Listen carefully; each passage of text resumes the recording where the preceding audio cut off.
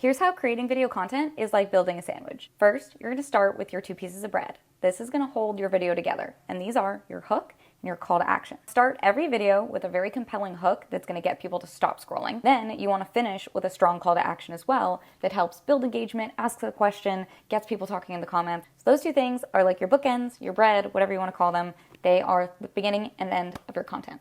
Now let's talk about the middle. You want to add some sauce. You don't want this to be a dry sandwich. But the pesto aioli of your video content is actually your personality and your energy and your creativity. Like this. I basically got off boot camp, needed to come make my lunch, and was sitting here going, you know what?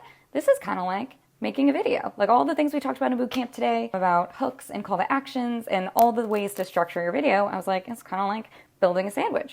And hey, why not illustrate that point by actually making a sandwich in my video, because we know that adding movement, adding things, visual things for you guys to watch helps make it a bit more engaging.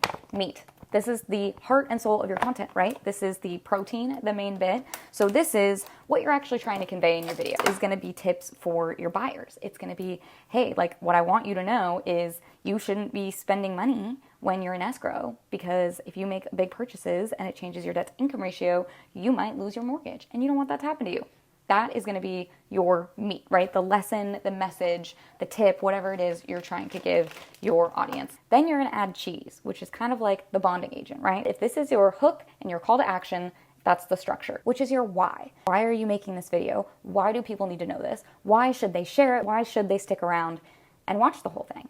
That is the part that's going to turn this from, a basic turkey sandwich into a nice, gooey, melty, yummy panini that I'm excited to have for my lunch. Then the last element is going to be putting the sandwich in the panini maker. This is when your video all comes together and you've had fun making it, you're feeling energetic, you're excited to share it. That's honestly the little bit of magic that most people miss, is they don't enjoy video content, they find it scary, they find it intimidating, and so they don't have fun with it. And here is the end result of my sandwich. Hopefully you found this helpful for kind of picturing how to create your videos and structure them in a way that appeals to your audience. Make sure you're following Social Coach for more social media tips like this every single week. We try to keep it fun and informative, help you get better at social media without it feeling super intimidating. So until next week, happy posting.